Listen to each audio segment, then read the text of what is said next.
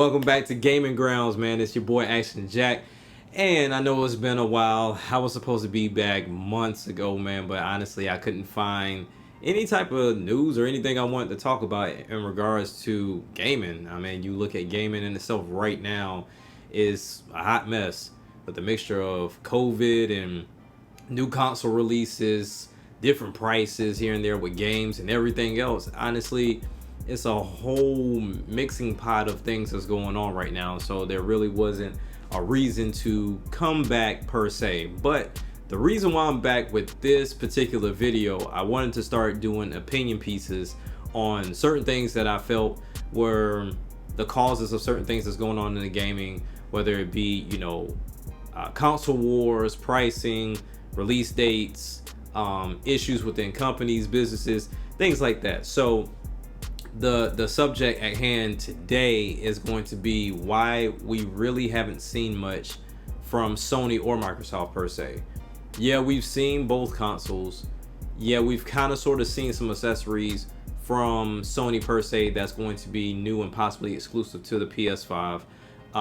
Hearing about the full-on 4th generation backwards compatibility for the Xbox, knowing that there's a Series S on the way as well as a Series X, the digital only PS5 with the disc PS5.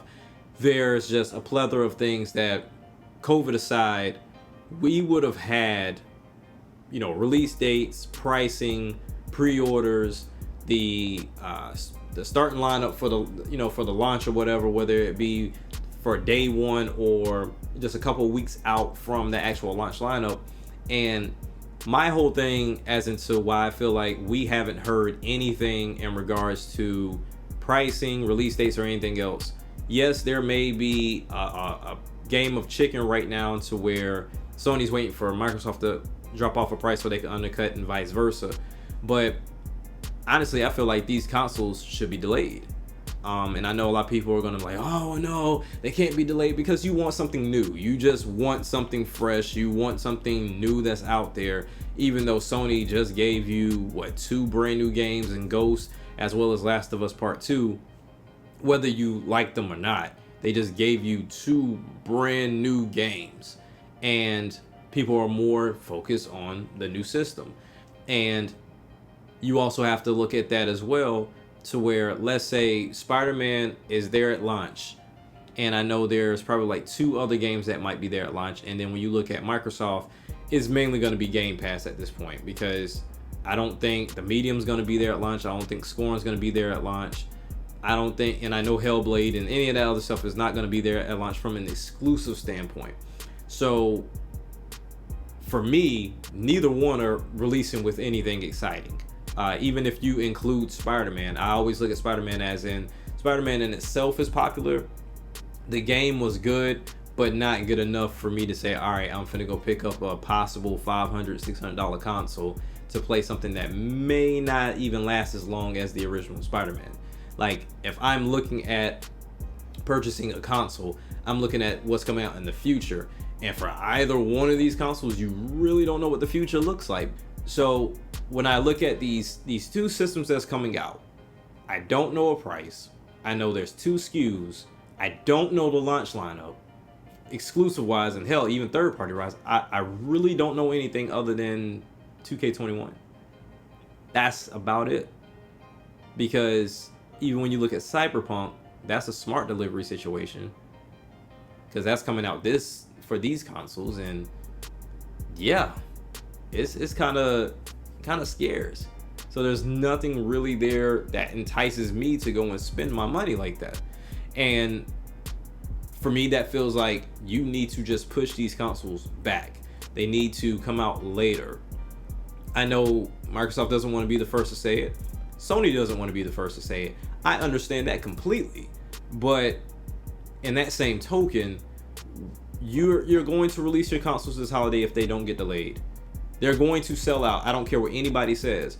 Oh, well, Microsoft has to do this to be appealing, and Sony has to do this to be appealing. They really don't. When you look at most console launches, most don't come out with appealing games, and yet they still sell out, because it's the new thing to purchase, the new thing that's out there. Everybody, for the most part, wants to be on the bandwagon. but you have your hardcore crowd and you have your casual crowd. But I also think you have that in between crowd to where your hardcore crowd is going to buy day one regardless. Like there's no swaying. They're either going to buy one or the other, or they're going to buy both at launch. And then you have that middle crowd to where they don't really have a preference per se, but you kind of have to rope a dope them in. And if they see one or two things that really entice them, they'll come on. But casual gamers are not necessarily coming into this thinking, okay, I'm finna drop $500 to $600 damn dollars on a new console, and you don't even have anything there for me to pick up. Because as much as people want to say Spider-Man, while very popular, that's not gonna bring that casual crowd in. And when you look at, console sales in themselves, you look at Sony, that's always within that 80 plus tier, counting from the PS3, and you see Nintendo, they'll stagger from 13 on up to 100 and something, and then Xbox, they stopped reporting, but I guess you could say anywhere from 20 to 60, somewhere around there. So really, you're only appealing to the hardcore crowd for that launch group, but they're going to be there anyway. So what's the point of releasing now with little to nothing? And instead of, let me go ahead and give more of a first impression, because I know my hardcore is going to be there, that in between crowd, let me tell them, hey, look, we're coming with all these games up front. And then that casual crowd, they may see something that may interest them in the sense of, let's say, maybe a Horizon, or hell, even something on the lines of a Ratchet and Clank, because we're in that era to where Blu-ray's not going to sell you no more, DVD's not going to sell you no more, having streaming services is not going to sell you no more, being able to stream from your console is not going to sell it no more. None of that stuff is appealing to that casual crowd anymore. That was kind of one of the reasons why a lot of my friends bought an Xbox One. They saw the media aspect of it, and even though people gave Microsoft shit for doing that, that's what enticed a lot of my friends at the time to jump in. Not to mention, I had an Xbox already, so we were trying to do a group thing, but which is another thing, like whatever your friends pick up, you're gonna pick up anyway. 9 times out of 10, they're watching Netflix, or they're watching Hulu, or they're watching YouTube, and at that time, we had Connect, so they liked that function of it. When I look at these console releases, there's nothing there for anybody other than the hardcore crew, and the only reason why it's there is because they were going to purchase the shit anyway.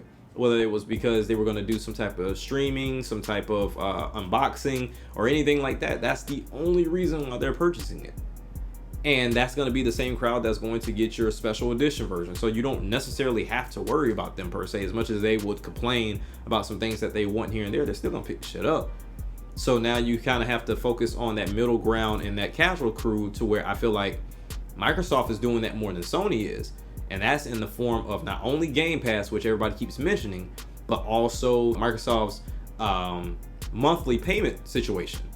If you look at Microsoft, they come to you and they say, hey, look, here's a high-end, let's say $500 console. Then we also have like a lower end console that's at $300. You pick and choose whatever you got.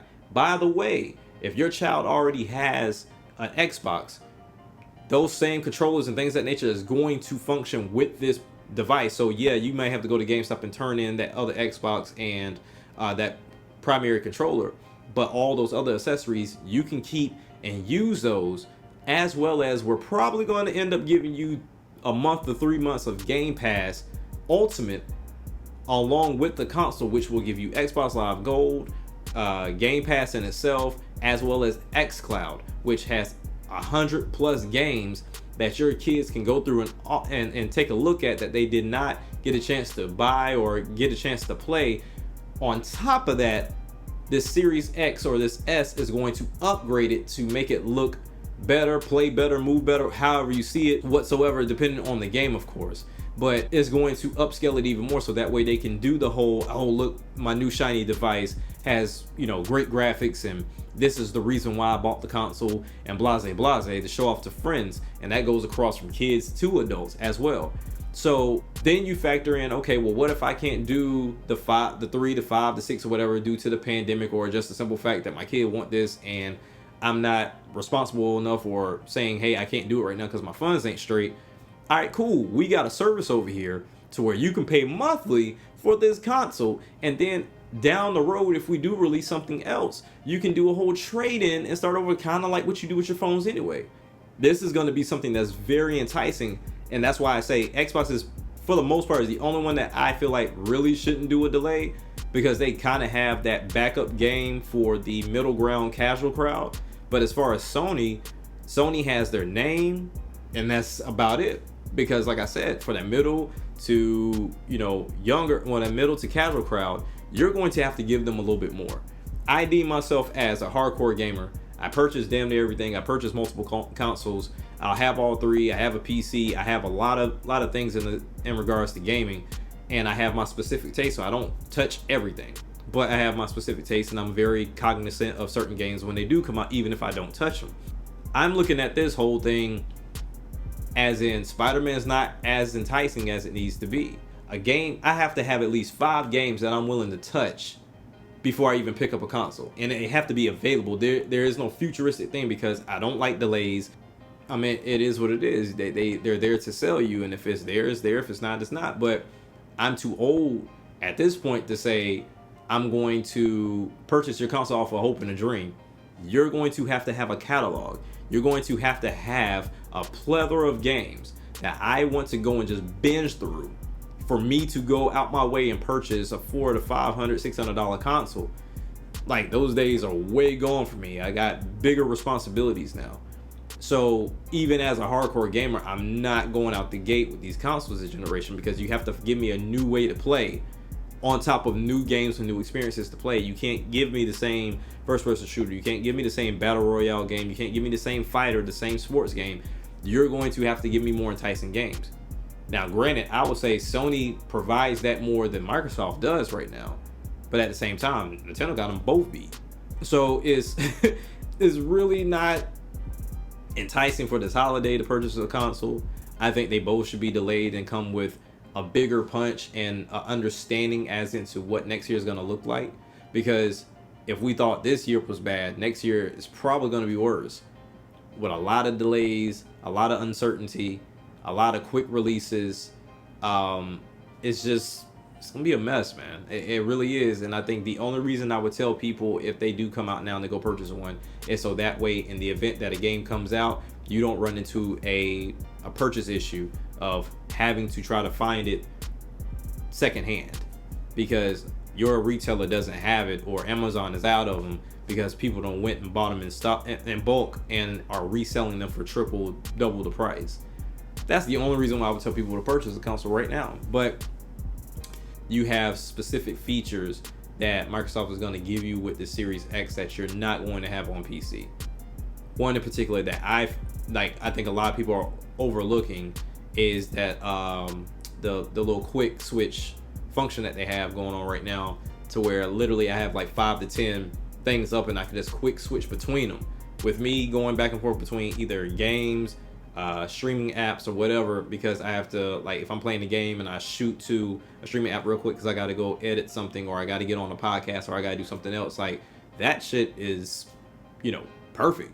Sony would have to show me more. I like the DualSense controller. I'm a sucker for controllers, but Sony gonna have to come with it a lot more than just the namesake Spider-Man, Horizon, and Ratchet and Clank. Now the indie titles and things of that nature, like, those things look awesome. Kenna, whatever it's called, like, that looks awesome. A lot of those games looked awesome, but they're going to have to give me more. And then, not to mention, if majority of these games go up to 70, but that is what I feel should be done from both companies. But if they don't, I feel like Microsoft sort of kind of has the upper hand in that regard, to being prepared for, let's say, this holiday season. But the fact that we don't have any release dates, no pricing, no launch lineup, no first quarter launch lineup, no nothing, dude. Like, no release dates for most of anything. That's why I'm, like, very baffled by people saying, oh, okay, well, this is coming day one. How the hell do you know? Neither one of them have said anything.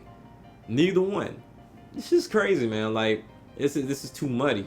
It's just too messy to be jumping into, because God only knows what it's going to look like later down the line, because I feel like this was rushed. Just like the PS4 and Xbox One was rushed.